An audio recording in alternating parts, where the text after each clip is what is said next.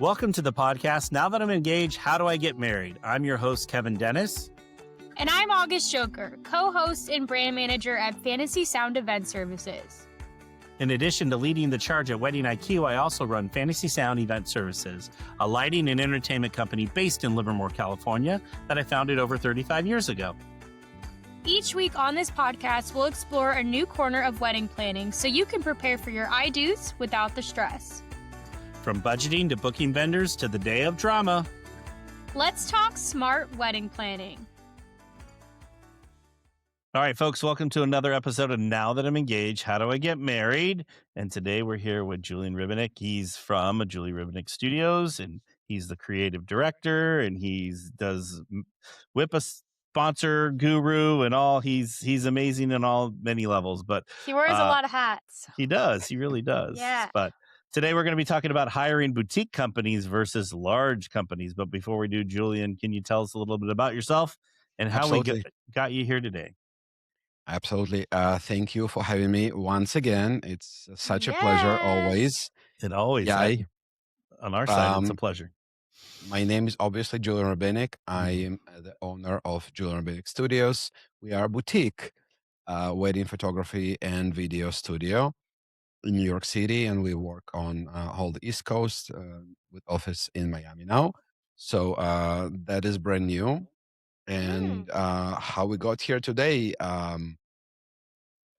think being a boutique company and competing and seeing large companies in the market for all the 18 years that I am in the market for good reasons make me kind of an expert on this. And I do have my own perspective, and I've seen it from only one side. I haven't been a part of the enterprise. I did work for corporate company before, which was not video or photo, it was software. But I can tell how those things work when you're working for someone who is not necessarily even the owner, or when you have people who work for you who don't have the stake in the company as well. I love it. All right, Julian, we're going to jump right in. So when couples hire vendors, what's the difference between working with a boutique company versus a larger, more established company? Okay, so this is, I think maybe there's some controversy with the question itself. Ooh, I love it. Right, because larger and more established company does not mean it's not a boutique company. It's going to be one of my questions. What really is the difference between the two? And if it is a large company, doesn't mean they are established on any level. I think it's the nature of the company, more or less. And I think also that large company can be boutique in general. We have companies that are very, very established in the market, and there is just one person there for 20 years. And we have companies who are 2 years old and have 20 people working there, right? And obviously, it doesn't mean that that newer company would be bad, because it might consist of all very established people, but you wouldn't know until you do research and you look at the body of work, and sometimes those unions don't really work. So I think it's really hard to talk about the difference unless you're looking at something specific in terms of are you working with actual business owner? Are you working with someone who is really seasoned? Do you know who is going to be on site with you as a client, or you have no idea? And then it also might not matter if it's established company or not, because there's human relations component, there's communication component, and there's a big part of, and maybe I'm getting ahead of myself, but as a human, you would always interact better with someone who you know, who you expected to be there, who you have some kind of rapport with, versus someone who just came to your wedding. Right. Or any other event. And for that reason alone, we do use associates. We also a company that has 2 people in charge. So me and my wife, we have full partners. And we have multiple weddings. Even this year, we split, and she does a wedding as a lead, and I do a wedding as a lead. But that said, from the very start, our clients would work with us separately. If she's doing that wedding, I might be on the calls in an advisory capacity or just because I was a connection point, but she will lead all of that. Okay. If I have an associate doing an event, they will be in touch with the client way before the event starts. They will be the one that the couple would know as the lead. They would meet them ideally in person. And if not, there will be Zoom. They will understand who that is. And if there is any, interaction, the associate will be there because Yeah. otherwise we get into that non-established or well-established factory, which probably we will need to discuss. So I don't think I Yeah. answered your question No, in, but I in terms of think what the difference is, because I think that maybe the question might be formed a little bit differently. yeah. Well, and maybe it's like that Mhm. saying where I don't know what it looks like, but I know it if I see it, just because it is so specific between Mhm. those two. When we're like looking for the distinction, like when couples are looking for that, like what should they be thinking about when they're in the interview and review process when selecting their vendors? I think that there's a couple of types of clients who are looking to hire a company that does more. And I think it also leans into part that, well, like, and specifically with photography, we also know that people combine photo and video, right? But you also have Yeah. these different companies that provide everything. They will do photo, video, DJ, right? One They will stop do shop. lighting, they will do games, they will, like, if it's they will do multiple things. And we just spoke recently on a previous podcast and I mentioned Alex Hormozy. So one big thing that he taught me, not personally of course, but virtually, and what made me on a good level way more successful than I was 2 years before, is the fact that you cannot really do more than one thing well. It's Mm. impossible. No matter what things say, unless you're Elon Musk, right? It's very rare for people to be able to do multiple things on a good level, right? And I used to run three completely different businesses. And as you know, one of them was wellness. And I had to scale one of them and to really reduce two others in order for the most profitable business to become more like a monster Mm. instead of trying to do things in parallel. Yeah, and I think Uh, that's what like the review process is for, right? Because I think a company can maybe, like you were saying, you kind of have one focus and that's kind of your bread and butter, but they might have other add-ons. But I think that's why Correct. like interviewing is so important, right? Because you're really trying to figure out what is this company specialty and what do they really what are they That really good at? Yeah, that's correct in a large level. And I will try to generalize because like I obviously am doing photo and now video, and I tend to lean into that, but I really want to go on a like bigger level because it's not Mhm. just a problem for video or photo. There is a lot of companies that do multiple things. And I think when clients start searching for the vendors, most of them have no idea how the Mhm. market works, who's on the market, who does what disciplines are there, right? They're like, oh, I need photo, video, flowers, and the venue, right? Mhm. And then I need entertainment. They might not might not understand different categories. They might not know that there's florist, there's floral designer, there's day of coordinator, there's full planning, partial planning. There's a DJ, there's hybrid DJ, there's Mhm. DJ that can never play a wedding because they never played a wedding, and then they would Mhm. go and hire just a DJ, Mhm. right? I just saw a band doing a mitzvah that never was at the mitzvah. Mm. And they Mhm. just like, like heard them somewhere and brought them, and it was a disaster. Yeah. because they have no It's idea not their specialty. what they're Yeah. doing, and even venues who are not normally doing the type of an event suddenly having doing that event and not prepared, they cannot do well Right. because you have different setups, different things happening, and you need to be prepared unless it's Yeah. something very, very simple. Well, and I So think like a photographer who's just doing photography, right? They're not using their extra time to put into other baskets. Like, obviously, they're going to be more honed in on their craft. absolutely. That said, it can be a photographer who doesn't do weddings or doesn't do specific weddings, or they don't know Mm-hmm. the tradition that they need to work with. And if I take, I don't know, someone who works in whatever state it is that doesn't have Indian weddings, and they suddenly need to do Indian weddings that for 3 days with things happening in multiple places, and there are separate traditions that they need to understand, but the couple hired them just because they wanted to save them money, and this is what we're going to lean into, Mm-hmm. there will be big problem, right? So when people start, unless they are very high end and they coming from referrals, and I'm not talking about these couples, I'm talking about regular couple that like, we have a wedding and we need a vendor. Who do we need? Right? Mm-hmm.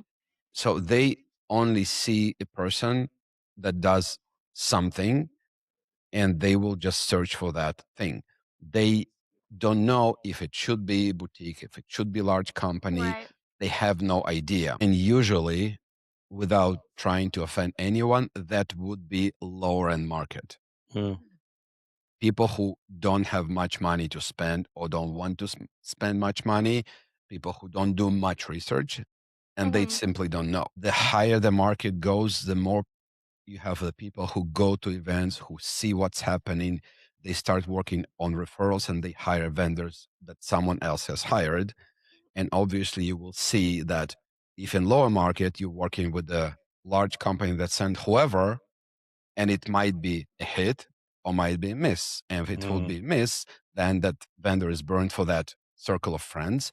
But it Ooh. could be great, or they might like it, even if it's not great because they had their own subjective good experience. So that vendor will be inherited by the next friend who might have horrible experience, right? Mm-hmm. Or they care more, right? In my world of photography, it's very subjective, and no matter what most photographers say, like I'm an artist and whatever, you can take horrible photo and your client will love it, and another client will hate it, Yeah, it's true. right? And it can be a band that plays really bad and the sound is really bad, and the client loved it and they had fun and they had some drinks and everything was fine. Mm-hmm. And then they performed at the friend's wedding and it was horrible for Mm-hmm. that because, oh, they can play and like they don't know what they're doing and the rhythm, and that people are falling asleep there, right? Which, and those things are usually happening when the company generalizing instead of being specializing. So, Right. and if I'm talking about boutique company, it's usually someone who is very specialized, who is doing, who's like one of you said, they are sticking to their craft for years. They know exactly what they're doing, know exactly where Mm-hmm. not to be, where to say no, right? I don't do that. We are not qualified to do that. Mm-hmm. Versus companies who are generalizing and they will do whatever just to get the money, right? And if we have larger company that can, like, we do florals for everything, but Mm-hmm. then they maybe don't know how to do anything. They can just deliver the flowers. It's really important for the couple to actually understand what are we going for, what kind of florals we want to have, what kind of music we want to have, what kind of photography we want to have, and is it important to us to have a general contact or a personal contact? Mm-hmm.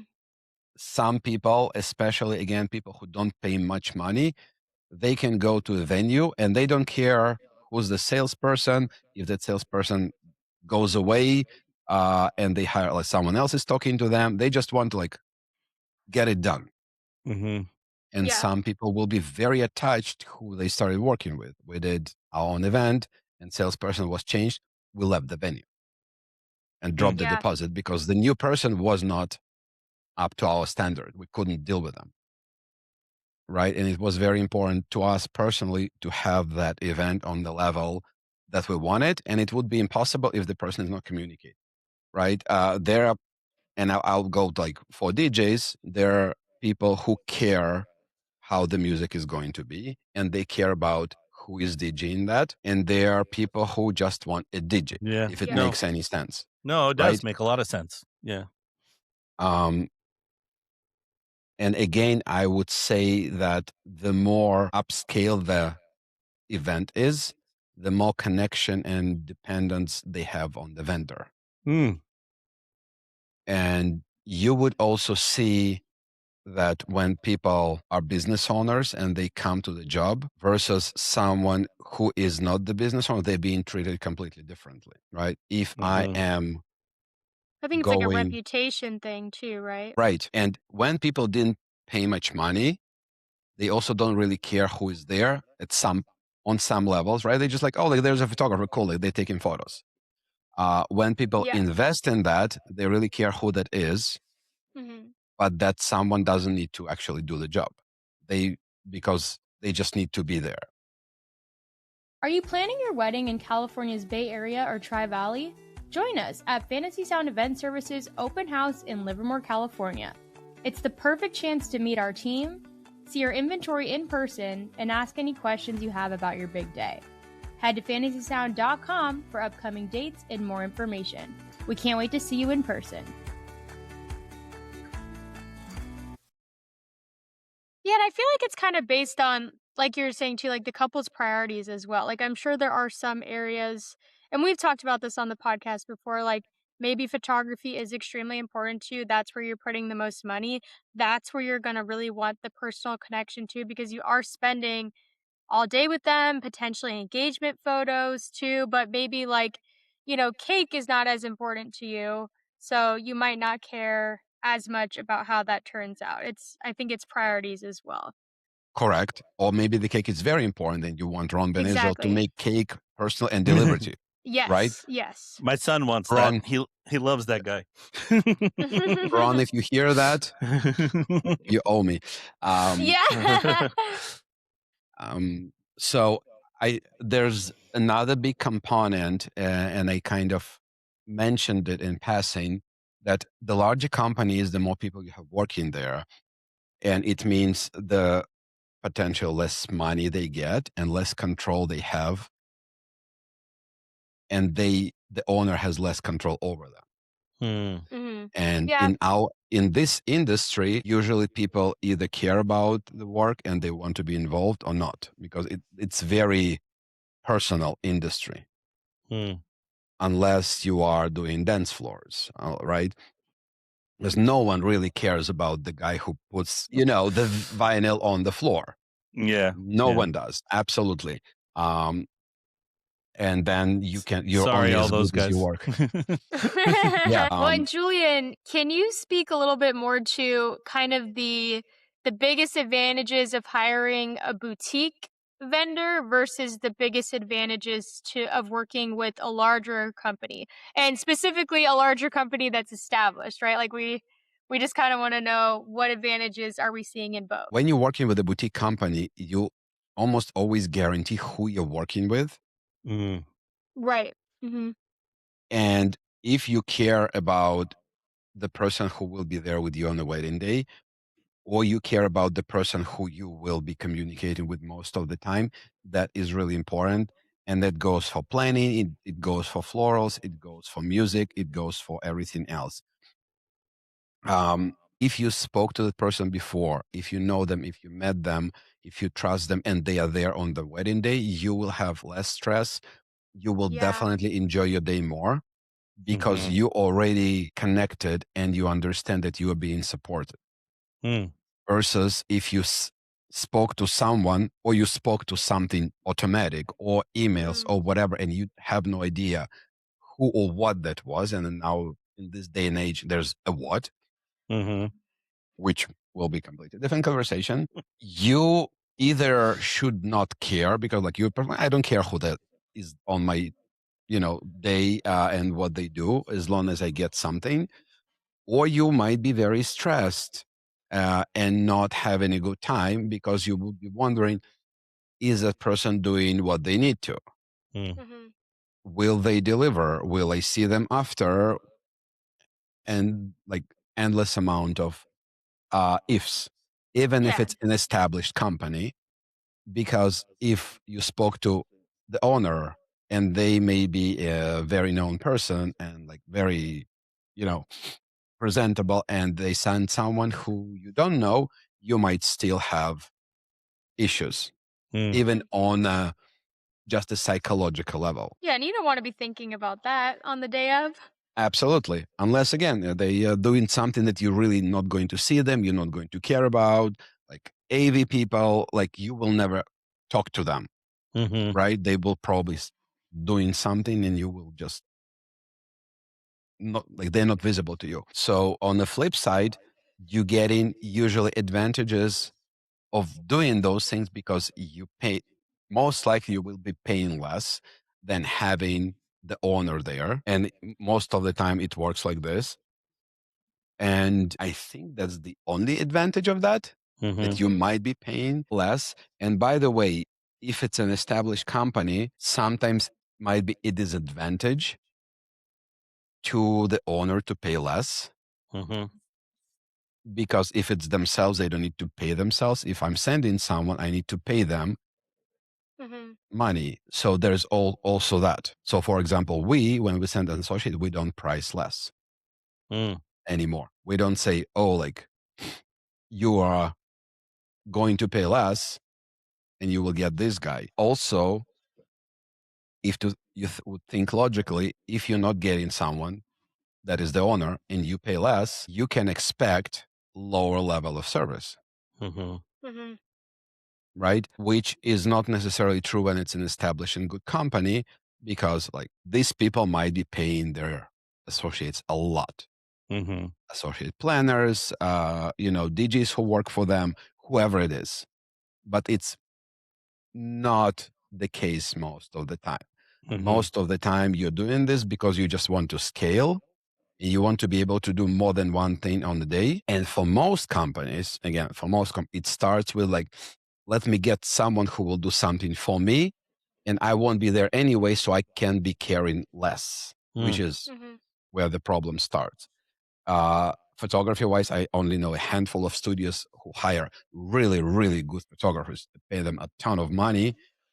And they present these photographers to clients, and clients really pick up, oh, I love this guy's work and that guy's work. Like, let me choose by work.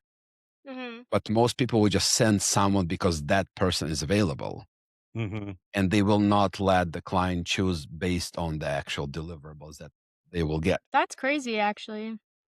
But that's the fact. And by the way, with planners, it's the same thing. I have encountered multiple situations in the past, and like now we don't have that because we're working in a different market where that's planning company. They have 5, 6, 10, 12 planners, and there's one salesperson, and then the girl who comes, she might be new and like not be useful at all. Right. Or she didn't learn anything at all, or she just came on board and doesn't know the client. So there are a lot of pitfalls there. Yeah. Right. Now, if we're talking about the big downside of that part, as an owner, I will care a lot about what I do because it's not just I'm getting the money. I need to make sure the client is happy. It's my personal relationship. It might be a referral. It might be anything that will affect my livelihood. It will affect my business. It will affect my relationships and my reputation. Right. And that's on top of me just caring about my clients. Yeah. Right. Because, and by the way, let's be honest, not everyone cares.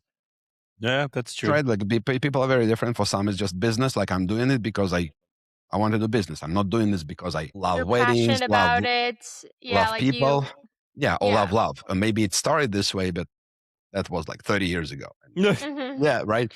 It will be just with like, and I have this analogy when I talk to my kids, I'm like, like when I was your age, I was, not sitting on iPhone all day. I was working and I was earning my money, and I was working in the grocery store and like trying to teach them a lesson, understand that like money didn't come from nowhere, but they cannot relate to that. No. They never experienced that. They always had whatever they have, and like, who cares that you dad didn't have the money or like and had to work at age of 14. Right. No one cares. And we have the same thing here, right? Because like if you never experience that, you cannot relate to that situation. People who work for other people are definitely not people who care as much as the business owner, period. Like, and like there's, you can't argue that on any level, right? Because if I hired someone, they can work for me for 20 years, but unless they are equal partners, they cannot care as much as I care. Yeah. They're not the same amount of invested as you. Correct. Yeah. Right. And it's the same in corporate world, because you can hire the best person ever and they might be killing themselves for you. But the second there's better offer on somewhere, or the client wants to give them more, like they will just go. Right. Loyalty is not going to be their top priority, because in the end it's money on the table. And just personally on the human level, it's really hard to care about someone who is not your direct client. Yeah. Especially if the responsibility is not really yours. So larger companies, they hire people who come, they just there for the day. They don't have the relationship. They don't know the person. They, if anything, they will not be the ones who get the bidding. And the worst case, they might get fired or screamed at or whatever. And by the way, those larger companies who have who are like more like factories, they don't really fire people easily too, because next one, and there will be another bad review on Reddit or whatever. But we're big, and not everyone checks on Google or Reddit or like. So, and maybe they don't have place to leave reviews. That's true. Right. So I think it's a downside on most levels, unless you want to save money, to work with a larger company. And if it's a larger company, always want to know who you're working with. Right. Right. And of course, we're not talking about company who is manufacturing things, because product is a product. If they have good product, you get the product. We're talking about people who have, it's a service, and you're working with humans who need to deliver as on a human level, on the communication level, and also on the level of it's a craft. Yeah. Right. Because if I'm doing drapery, I'm doing drapery. Right. And in the end, it's a person in charge who is saying like how to do and checks everything. And it can be like 40 workers who like, we are okay. We don't need to be artists, because if we would be artists, we wouldn't be here in the first place. If you're getting married in California's Bay Area or Tri-Valley and you're looking for wedding event services, we'd love to help. At Fantasy Sound, we offer DJ, lighting and decor, photo booth, and coordination services to bring your wedding vision to life. From your ceremony to your last dance, we're here to make your day seamless, fun, and unforgettable. Let us make your fantasy a reality. Go to fantasysound.com for more information. Yeah, I mean, yeah, it's a lot different than just like, a rental item. Like, we're going to place this couch here. Like, you don't necessarily need an expert to be correct. And you have other people that. to care for that. You will have the designer and the planner who's like, okay, this is where we put the couch. Yeah, move over here, do that. Yeah. Right. Yeah. And for the client, it's like, just like, do I like this couch or I don't like this couch? Right? Does it look good or it's not blingy enough? Yeah, but to provide the service, you don't necessarily have to be like an expert in that area. What questions do you think couples should be asking to try to understand how like hands-on or personalized their experience with their vendor is going to be? I will ask with the like most asked question that I get, and it's like, are you going to be there on our Are date? you the one? Yes. I'm talking to you right now, and I love you and everything. Are you going to be there? Mm-hmm. And you as a client or a prospect need to ask that question, right? Mm-hmm. And you getting the answer that is not, you already should have a big, huge red flag, because whoever you're talking to has to say right away, we have that date. It's not going to be me. It's going to be ABC. They should tell you. And of course, when we send a query for an event and asking, are you available? First, like if they talk to you, they need to be available as a company, right? Yeah. But they also need to start with, hey, we have availability. It's going to be this person. Mm-hmm. And Yeah. it's going Not to be this after person, booking. right? Because I'm not available, but my wife Evgenia will be there, and she's equal part. She's amazing. Or we are already booked for this date, but we have 6 teams, and personally, I cannot be there, but I will have this guy, and this is his work, right? And I say it up front, because otherwise, it will never be said. Well, it's not And like a then- bait and switch, or Yeah. or last minute we'll be like, oh, by the way, like this guy is Mhm. going to do it, or this girl is going to be doing it, or like my Yeah. associate planner is the one who's doing this, Mhm. right? If you didn't know that from the very start, and you got to the contract point, and you got to the payment point, and you passed that, and then you like, it's a big problem. So Mhm. Yeah. if you ask someone and they say it, oh, by the way, it's going to be someone else, you need to hang up the phone, you need to disconnect the Zoom, you need to be polite and say thank you, but it doesn't work for me, of course. But you should not continue, because that person had to be very truthful and candid about it upfront. It's a hugest red flag. Well, yeah, and Um, like, how can you trust them with any just deliverables in general moving forward? It's going to be hard to work with that person. That is correct. And I think that's a biggest single answer or question that should be taken care of. Also, question is, how is your process? Like, how we going to get to the point of the wedding? What is happening between now and the wedding? And if that person doesn't have a process for you, saying like, oh, like we'll be there on the wedding day, that's a big, big red flag as well.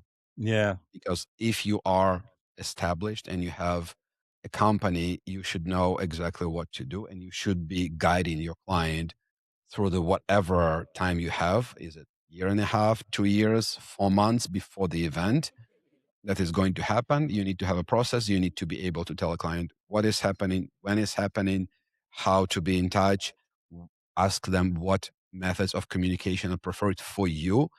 And by the way, I know most are like, I'm just doing email, right? We are not doing that. We're telling the client, what is your preferred method of communication? Yeah. Meet them where they want to be met. Correct. And I think that's basically it. Yeah, that's good. All right. So what's one, like if couple is deciding between 2 options, like one boutique and one larger, what ultimately should guide their decision? Do they care? Okay. And it sounds like a very stupid question, because like obviously everyone cares, but no. When again, like if I'm looking at my industry, many times we're being asked about video, and this is why we started doing video as well. And by the way, we have someone who we hired, and it's not their business. And this is because we are not in business of doing video. We're in business providing you that service, should you want to do it with someone who is not specializing in that. And that's because most couples who come to us and ask about video, they don't even care who that is or the style. The style, even. That's pretty or the shocking. style. Not everyone, Yeah. right? Yeah. But some people like, I just want to have video documentation of my day. Yeah. That's it. They would spend hours on talking about what they want from photo, and they just like, oh, I just want a guy with the camera. That's funny. And that sucks. But that's that's the reality, situation, yeah. right? So it's very easy to bring someone who is doing video, because they're not like going to be even interested like what their name is, which again is sad.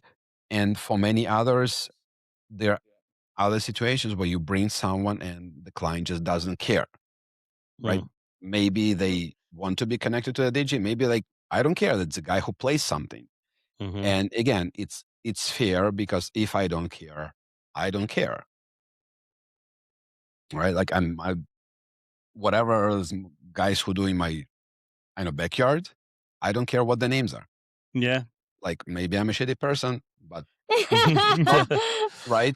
And someone will really want to go out and know everyone's name and make sure that they, That's a really good example, actually. Yeah. Right? Because we're all people, have different preferences, and we care about Mhm. different things. And it doesn't make someone necessarily bad person, but you really need to ask yourself, like, do I care about who is going to do that? And then do I care about the outcome? Yeah. Because if you do care about the outcome, you should make sure that you actually get in that. You need to know what is that person like. Can you communicate with them? Do you have a rapport? Will they be doing on the wedding day what you want them to do? And will be you comfortable on being around? Yeah. If it's a creative, can they actually deliver what you want, right? Be it a florist, be it a photographer, or be it a planner. And I can talk about the planner specifically, right? Because you can talk to someone who has a business for 30 years and they're very established, they've seen it all, but they're sending someone who's doing it for 3 years and they will get stuck in the elevator with a group of groomsmen and panic and just like lose it.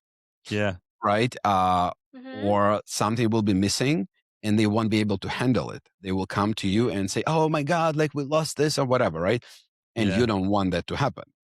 Yeah. Unless again, you don't care or like, okay, people are people, like at least I'm paying less money for that. Yeah. True. Right. And absolute majority of people will say, well, I really do care about these things. I really do want to have a connection. I want to have a good profession. I want this and this and this.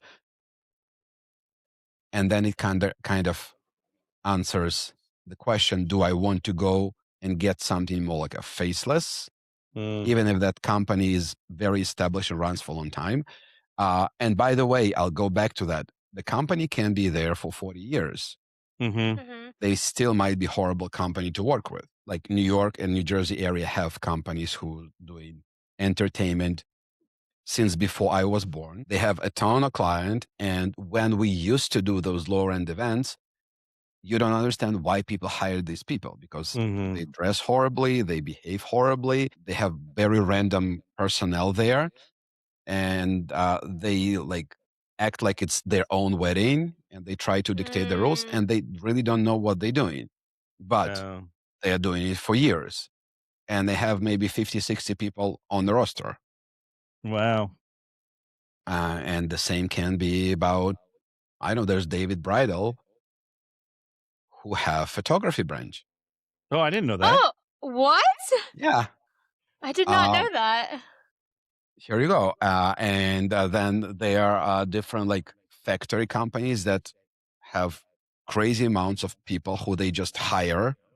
And it used to be even through Craigslist, just like to fill the slots. And they would charge clients very minimal amount of money and would just send someone. But the results are the same. So you really want to pay attention to what's important. And if you cannot spend what your dream vendor wants, like in terms of money, ask them for recommendations, who they can recommend, who would they trust? Because like when someone comes to me and they cannot afford me or we are not able to do it and people do ask for recommendations, I will pinpoint one or two people who I really trust, who can be at least as good as I am in something. And by the way, I'm not an amazing photographer, right? And yes, you are. maybe, but it's also it's not up to me to say. But I am really, really good in being a human with clients. I get it. And yeah. I You still want what's best for them. You still want them to have a good day. correct. And photography is very subjective. Mm-hmm. And they might like something or not. And there's like, everyone was orange and now everyone is brown and now everyone is blue. And today, now it's cloud denser color and everything will be white. It doesn't matter. It's all trends, but there's no trends in what is good communication. There's no trends in kindness. There's no Never trends goes out in of style. empathy, right? That is just like you're either that or you're not. Yeah. You're either able to communicate with people and go and do your absolute best, or you're not. Mm-hmm. And there's no anything as it's like, there's no trends, there's no fashion, there's no like, today I'm going to be a mean person because it's like in vogue. Yeah, it's popular. And I think that is very, very important to understand because that report is what's going to make it or break it. Yeah. So it's, in my opinion, it's always better to work with someone who will be there, or you completely trust the person they are giving you. Yeah. That is in charge. And it's not a random person. And of course, wrong situations happens, like someone got sick or they got stuck on the road. Like it's that happened to one of my friends. She got married. It was like 2 or 3 years ago, hired this photo team and they got COVID like 2 days before her wedding, but they had another amazing team that they recommended and they took care of the costs and everything and sent the other team and she still had amazing photos. But yeah, stuff like that happens. And by the way, this is a really nice thing to say, and very much in place, because if a vendor doesn't have someone really good to recommend who they trust, something wrong with that vendor. Yeah. Because we all have people who we really trust that we gathered over years who will go and like do good job for us. And it might be different style, or they might be different, like DJing style. They have DJing styles too, right? But they will be a person who can be trusted to not screw up your client. Yeah. To not screw you up, to be there. And then in cases of like photography, videography, to deliver, not just be a nice person and shoot the event, actually deliver the footage. Yeah. At the end of the day, months after the wedding. So absolutely. Yeah. So the question that always should be asked, and it doesn't matter if it's boutique or not, is what happens if you cannot make it? Yeah, that's a good question. So, all right. So as we wrap up, we're getting to the end here, Julian. If couples take away one piece of advice when choosing between boutique and large companies, what should it be? I vote boutique. Always know who you're working with. The personal connection. Of course, it's self-serving. Yeah, I love it. I think that's the shortest answer you've ever given us, sir. It doesn't need. I'm really trying. It doesn't need an elaboration. Yeah. Mic drop. Julian out.